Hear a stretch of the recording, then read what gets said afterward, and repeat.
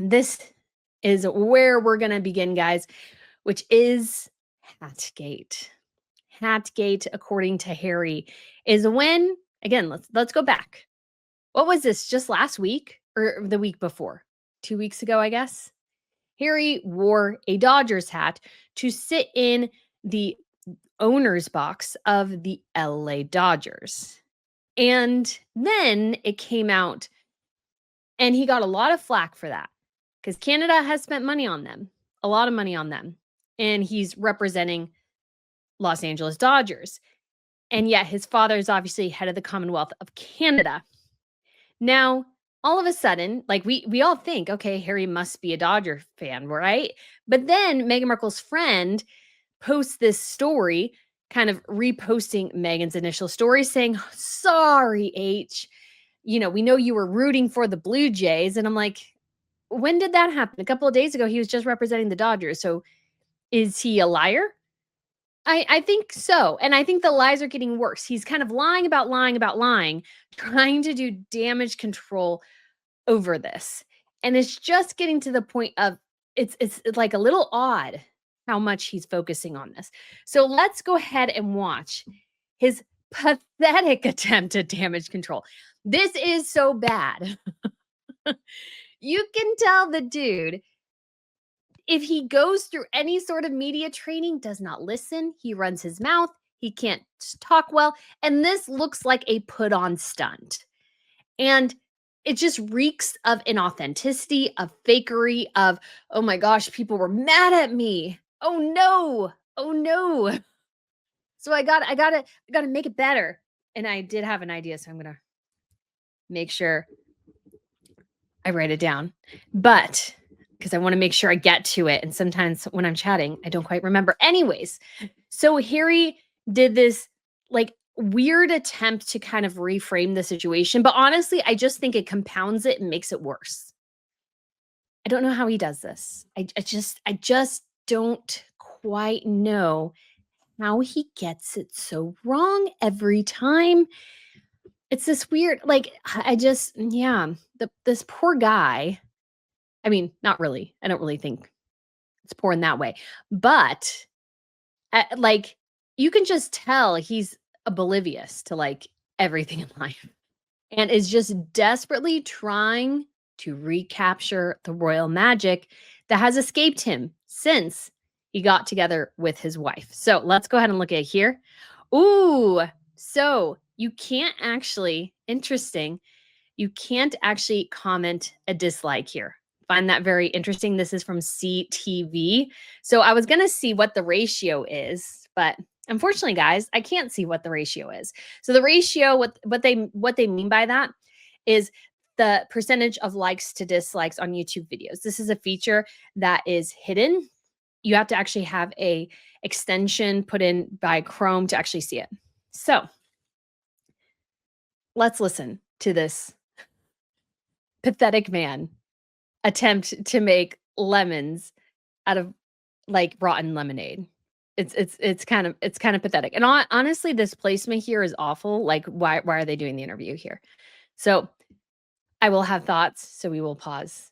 Like, again, guys, you know the drill. Every about 15 seconds. Is there anything you'd like to say at all about wearing that LA Dodgers hat last week and getting in the hot LA water? Dodgers hat, Hatgate. So number one, he really shouldn't be saying Hatgate, because he's putting a word there that didn't exist before, because now we can say Hatgate, Prince Harry's Hatgate. And the other interesting thing, this was actually something that like I saw in Veep, which is, I think, a show that very much reflects what Washington, D.C. is actually like. And one of the characters, he's a comms guy, accidentally says sort of the wrong thing. He says, Meyer the liar. And then, oh, no, but it's not that, he goes. And then everybody runs with Meyer the liar because he put it in their mind. So here he's putting it in our minds as Hatgate. And you can tell that because he's referencing it that way, it really, really, really, really stung him that people were massively hating on him, like massively, especially in Canada. It really, really stung him. And so now he feels the need to go and respond to it. And number one, this was probably not really anything to respond to, because if he wanted to support the Dodgers, who cares? But this is the thing, guys, that goes back to when you are a royal, whether or not you agree, you by extension represent the royal family. So this goes back again to this idea Harry needs to be severed from the royal fold. Then, buddy, you can support whoever you want. But let's be honest here, Harry doesn't care about baseball. And we can tell based around how he answers this. Well, firstly, I would like to apologize to Canada for wearing it. Secondly, Why does he need to apologize to Canada? What about apologizing to his father, his brother, his sister-in-law? Like, where are the apologies for them? But no, he's upset over people criticizing him for a hat. Like, number one, this tells you he is way oversensitive about kind of the dumbest things. This is not a super important issue. Your future with Canada is not that important because he doesn't have a future with Canada. Like, I just don't even understand what he thinks he's doing and why they even need to have this discussion. Just let it blow over. But he wants so badly to be liked that he's going down this path that he doesn't really need to go down, and just reminds all of us that he will apologize over a hat, but not for making the last couple of years of his father's life a misery. He places a hat and what hat he's wearing higher priority to apologize for than to his own family. His conscience is clear when it comes to there, but his conscience is not clear when it comes to Canada. Again, it's very, very weird, and I don't think puts him in the best light at all. was under duress. There wasn't. So there's the interesting thing. So maybe let's go back a second here and listen to. He was under duress, guys, to put that hat on. Secondly, I was under duress. There wasn't much choice. I was invited to the LA Dodgers box or the dugout by the owner himself, so I was doing what I thought was the polite thing to do. So, couple of things here. Number one, true freaking sports fans do not, just because they're invited to a box, wear the hat of an imposing team if they don't want to. Ben Affleck in a movie outright refused to wear a Yankees hat because he is a Red Sox fan. So number one, this tells you Harry's not a real fan of either. He doesn't really care. And so to him to put more emphasis on this is almost just silly, because it's like, you don't really care. You didn't really care in the first place. So now all of a sudden, why are you trying so freaking hard? Why are you trying so hard to do that? Because it's just not really necessary. And number two, what duress? You weren't under duress. Duress sort of means, let's look it up real quick, just so we can have the right definition in mind. Threats of violence, constraints, or other action brought to bear by someone to do something against their will or better judgment. So he was invited to the box. And so he was under duress. I mean, we have a video of him, from his own freaking wife cheering while wearing that hat. What duress were you under? You were in the dugout box. Nobody else, you might have noticed, was wearing a Dodgers hat. Only Harry and his wife in that box. Other ones were wearing, I think they were wearing more shirts or something like that. Harry could have worn a World Series shirt. Harry could have not worn a hat at all. He explains why he didn't. And it's a very petty reason. One, it's so ironic because he made such interesting comments about his brother in regards to hair loss. And now he's experiencing it and trying to blame that on wearing a hat. He could not wear a hat. He could say, well, I will go in and do this game with you, but I've got to wear a Blue Jays hat. Harry just shows his fickleness here and how much of that display with his wife was fake. And I'm sorry, but the only person I think that was putting Harry under duress was his own stinking wife. That's who I think was putting him under duress. Could you not, if you are, again, conscious of the optics of you as a British prince representing the United States over Canada, could you not call the owner and go, hey, so, I have a kind of a tricky situation here. Do you mind if I wear a Blue Jays hat? Honestly, it would have actually made Harry and Meghan's dynamic more interesting. And it shows she's fickle too, because did she not represent Toronto with the Blue Jays hat for a long time? And then all of a sudden she's, that seems to have really disappeared on her. And so it's just reveals how much of a fake interaction that was at the games. Everything about it was fake. It was all fake. And he's a coward. I think I see Ronnie Keene here says, what a wuss. Yeah, he's a wuss. He's a wuss. He's a coward. He could have stood up and said something. He could have asked for clarification. There is no excuse for this. And I feel like him trying to like damage control honestly makes it worse. It makes it so apparent how much of a liar he is, how much he'll go on with things and lie to the public just because like that's what he wants to do. And so there's so many ways he could have done this that was not this messed up. And to have this reaction later, again, Meghan posted nothing about baseball. We heard nothing about baseball from them until they went to the World Series. And all of a sudden, he's a fan of the Toronto Blue Jays. He only became that after he got the criticism. And he actually even confirms that basically. Might be a bit of a Freudian slip, but this is why you got to be a bit better about your communication strategy, Sussex team, because it sucks. But I'm going to wear this from now on to make sure I don't make any more of those mistakes. He's going to wear that from now on? Like what?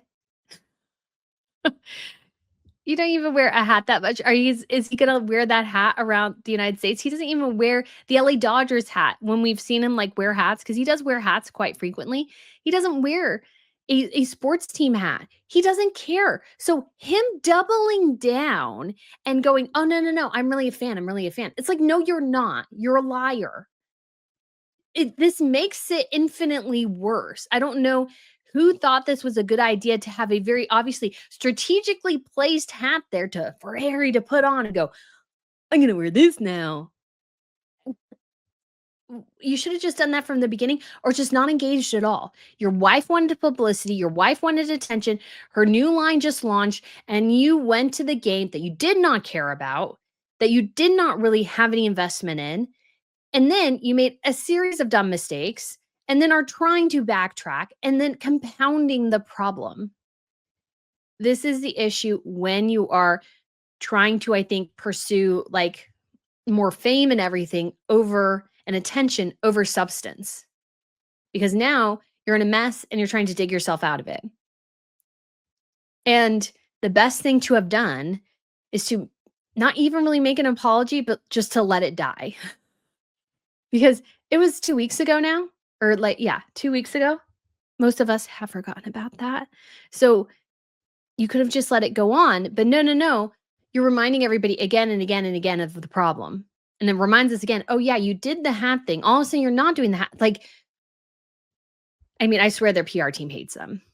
Their PR team hates them and makes them make fools of themselves for their own amusement. I swear. But the other piece to this was, as you could probably relate, when you're missing a lot of hair on top and you're sitting under floodlights, you'll take any hat that's available. So he just basically admits he'll take any hat.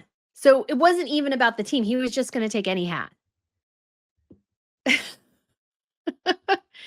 So he did not care. He was more worried. This again tells you he was more worried about the floodlights than the game. He did not care about the game. His wife didn't care about the game. They were only there to see and be seen.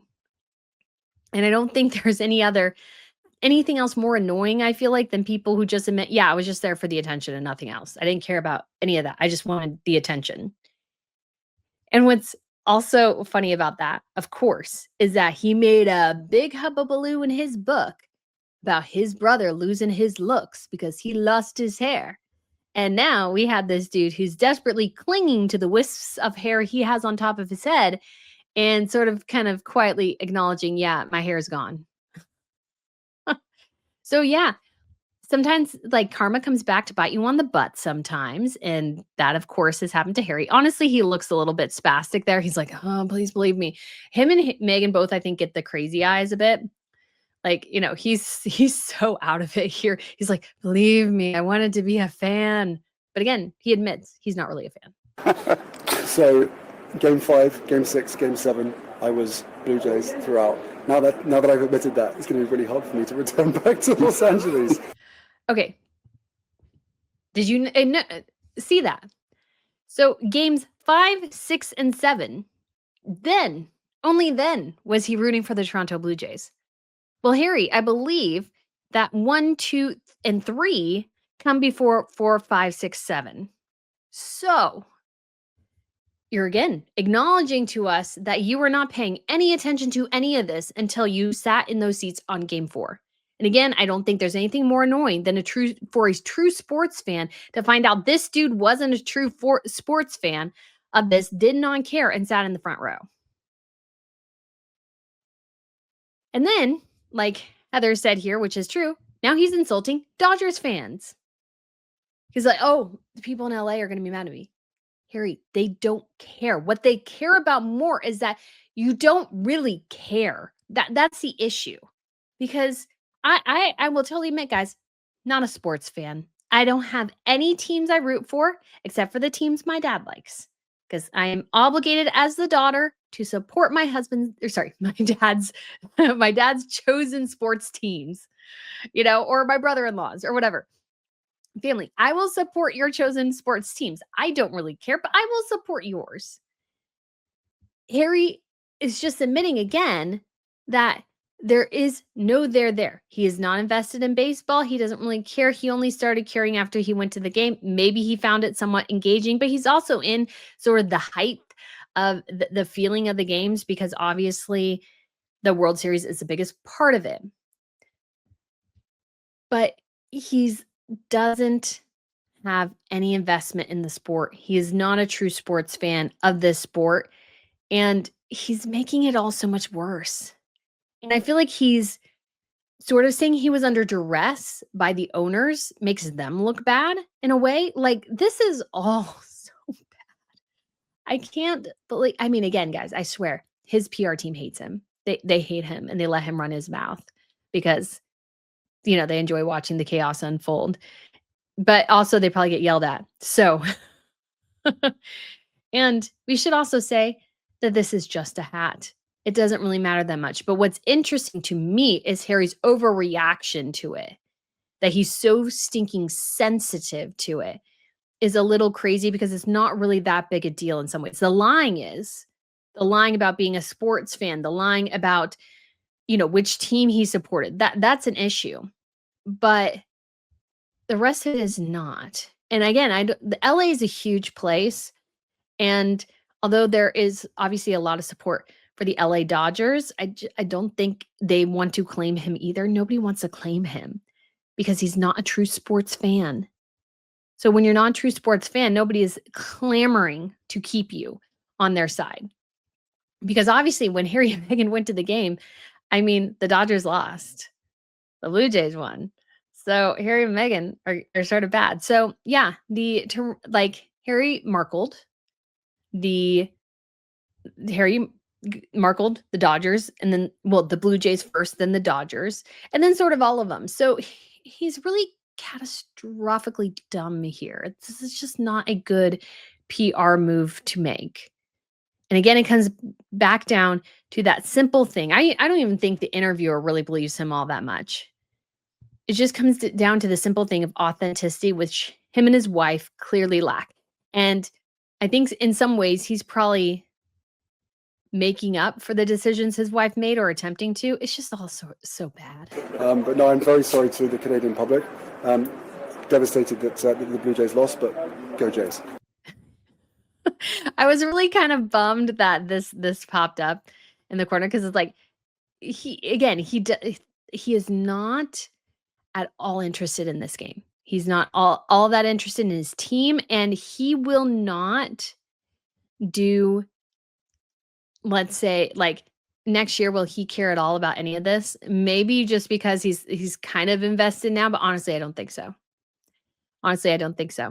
So yeah, Heather says the interviewer is like, you're an idiot. Yep, that's kind of it.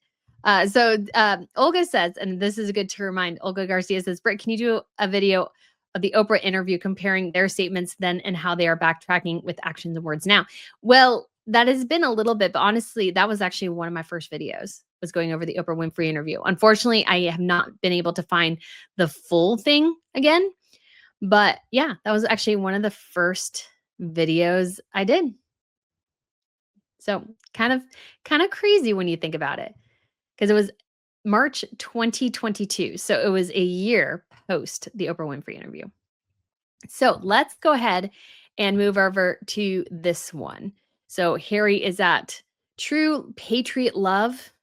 And there's a new event Harry is doing as well, and we'll get there. It's like a Canadian Real Estate Association like meeting. And I'm like, wow, he really is pay to play now. He really is going to anything to do it. So yeah. So let's listen to his second apology. And again, he doesn't really need to apologize. Really, he doesn't. He should just take his lumps and move on. That's honestly how, if I was advising Harry and Meghan, that's how I would have told him to play it, is just to let it blow over and let it move on. They always double down on stuff and they always make it worse. It's just crazy. It's absolutely incredible. It's like, it's insane. Before I begin, I think it's important that we once again address the blue-hatted elephant in the room. So, I mean, I guess he's trying to be funny, but again, it's like he's trying so hard, guys. And it comes down to this thing where he's just trying to be liked. That is what he's trying to do. What was the elephant in the room? But now, well, I was going to do this in French, but let's just do it in English. Because he can't speak French. Although, doesn't his wife speak French? Can she not help him speak French here? I guess not. I am truly sorry for wearing a Dodgers hat.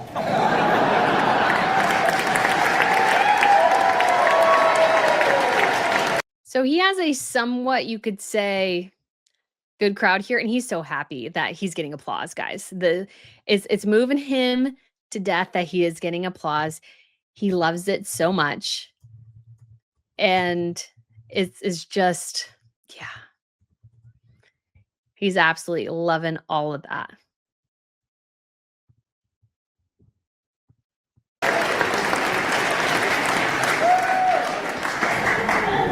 No excuses. But there were two reasons for wearing it. First, our host that night, and those who haven't watched. And I feel like this is like a bit of a brag sesh. He's like, "Oh, the owner invited us to the dugout box." And I'm like, I really think this was just simply again, I think this was all done by his PR team. They weren't really invited. They arranged to be invited. CTV News. This is important. First, our host that night was the owner of the Dodgers, and I believed it was the polite thing to do. He believed it was the polite thing to do. But again, you could have asked. That is what your team is there to do. It's not like you were going in there totally blind. You could have asked. You didn't. Canadians, you would support that. Second, hang on. Second, the 900,000 watt floodlights shining down on an ever-increasing bald spot. So yeah, you are bald, Harry. And you really should kind of trim the top and just go bald. You should just go bald at this point. Like, yeah. Somebody said, is that crowd drunk? Maybe. They might be. Because this is honestly not that funny.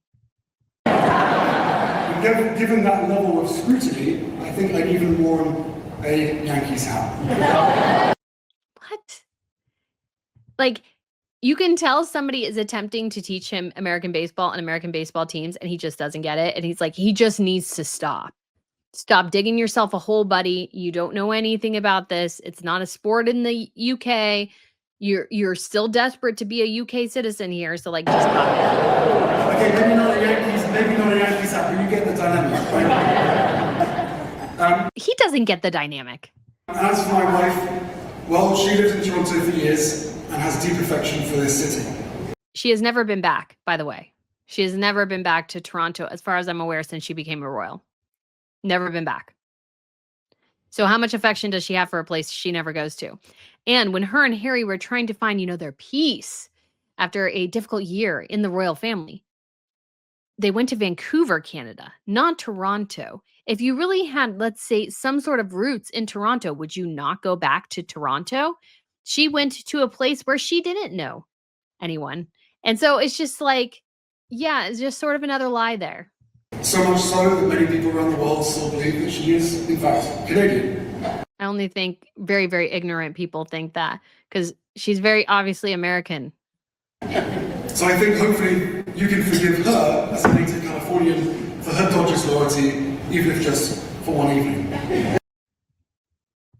I don't understand why the need to endlessly talk about this. He's trying so hard, guys, to make the Canadians believe he likes Canada. He's trying so hard. Oh my gosh. But truthfully, and jokes aside, this city will always mean a great deal to me. You provided me a wife. It did not. They did not, Harry. They did not provide you a wife. Meghan has a very tenuous connection. I have lived in several places and I've moved quite a bit, and I would find it very weird if a future husband said, "Oh, you are how should I put this? Oh, somewhere gave you to me." And it's like, "No, like my family did, but like a particular community, not really." Not really. I would more say, let's say if we met at a church or something, and I thought they met in like London. So why is he talking about Canada? That doesn't make any sense, really.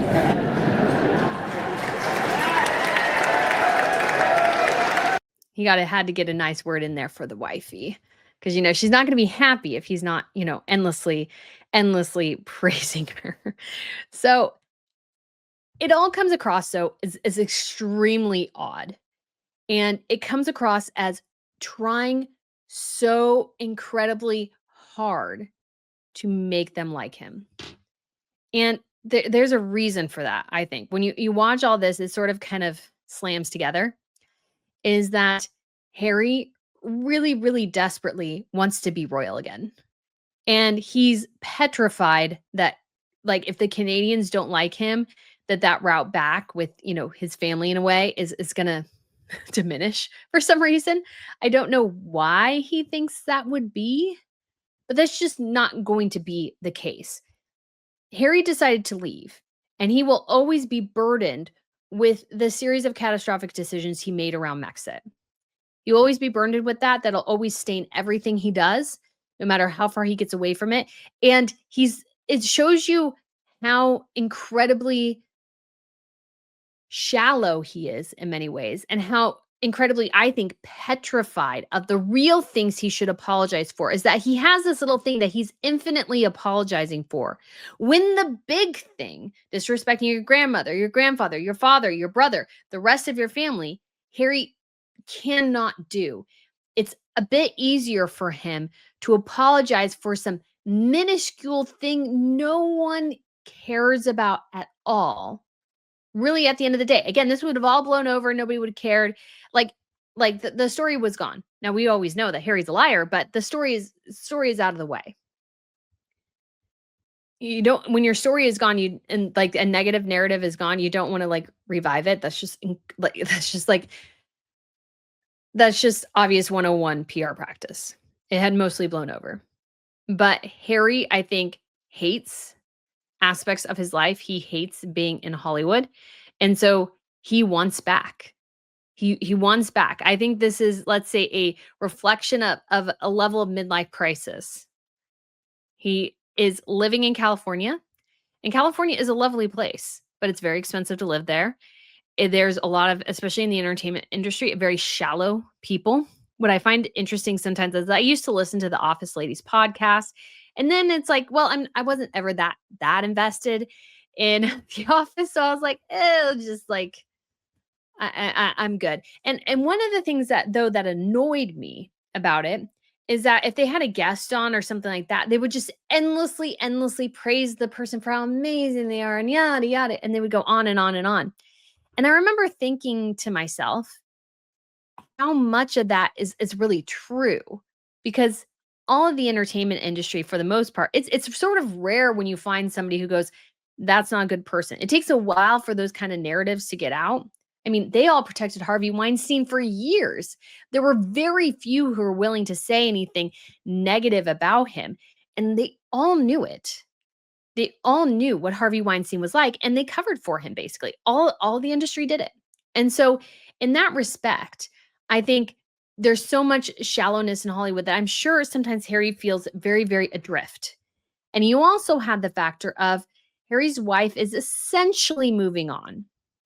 She has a new career, this lifestyle brand. She's doing her own shows. Harry's not attached to things because it was Harry and Meghan together for pretty much everything until With Love, Meghan. So Meghan's definitely going down her separate path. We've heard a lot about this.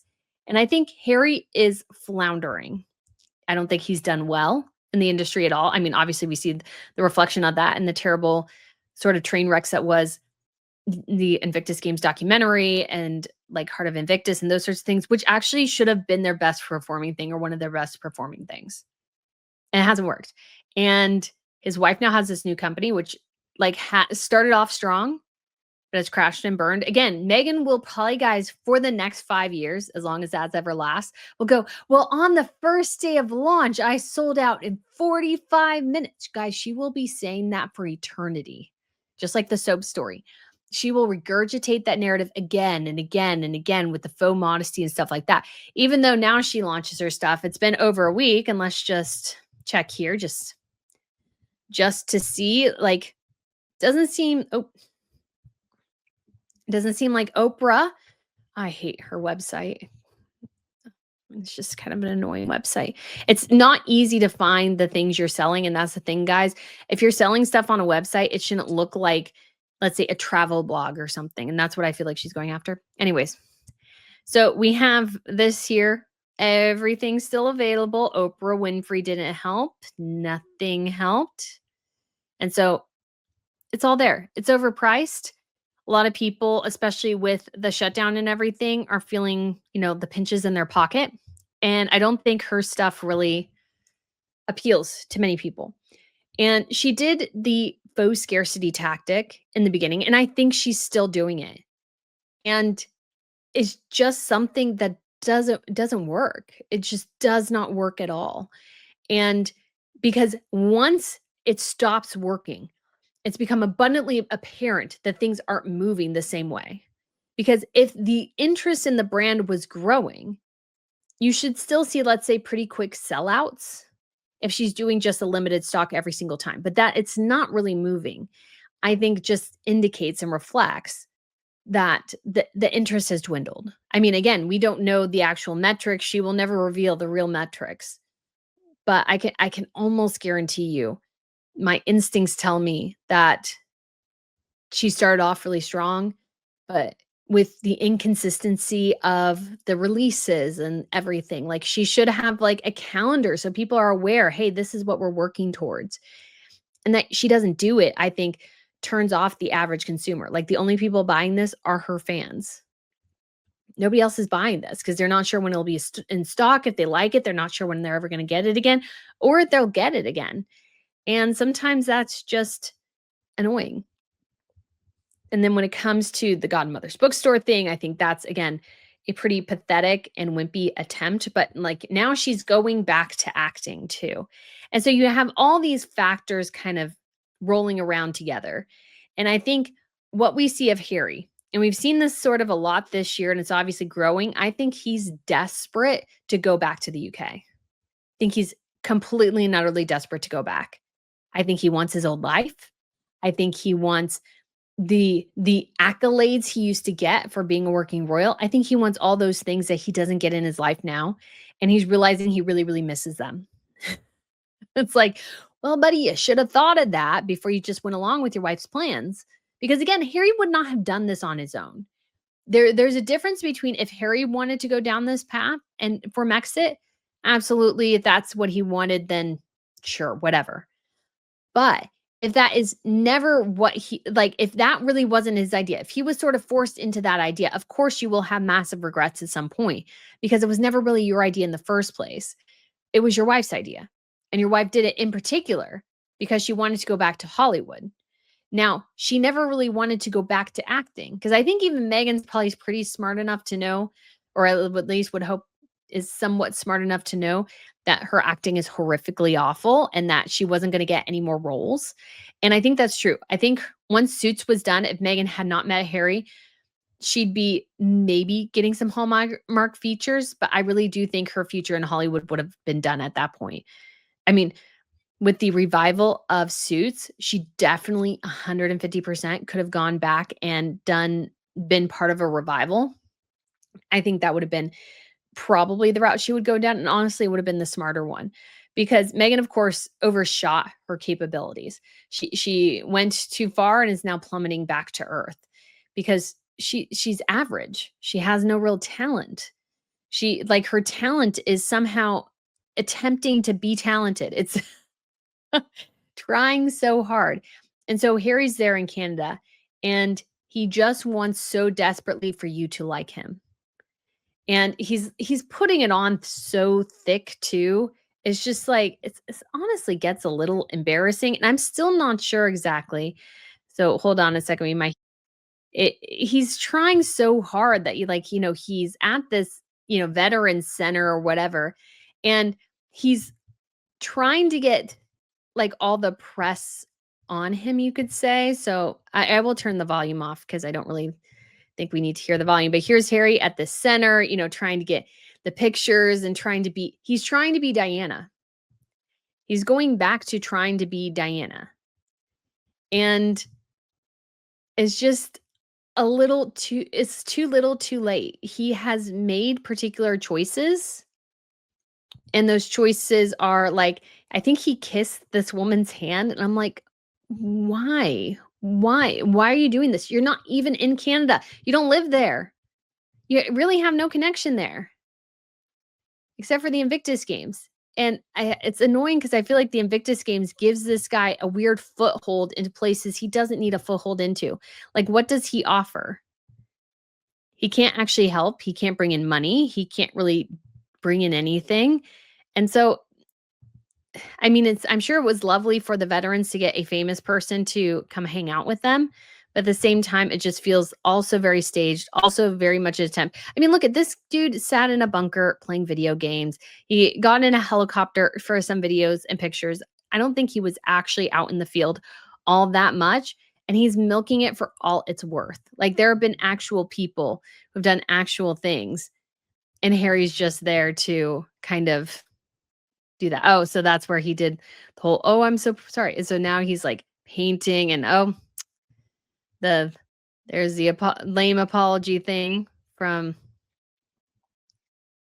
it's just way too much. And then you also had, although we didn't see it, like Harry competing very obviously with his brother. And I did a whole video on this, but Harry's team needs to be really conscientious of the fact that Harry constantly looks like he's trying to compete with his brother.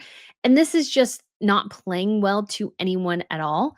So he did this whole, like, William did a boat thing in Brazil, and somehow Harry ended up on a boat too in Canada. And I'm like, how? So hold on, let's see if we can pull up the video here real quick. Yeah. So Harry is doing, let me pull up the, so it's at an event, and so we can't see him going outside. We're just trying to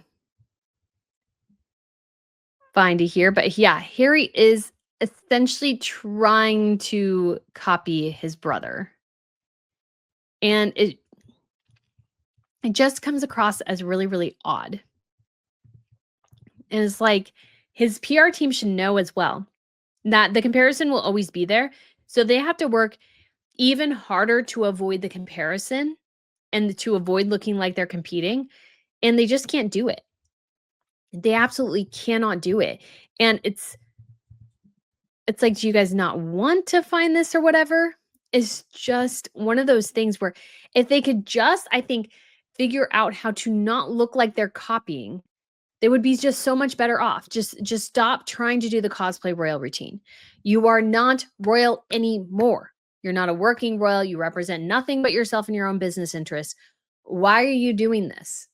It's just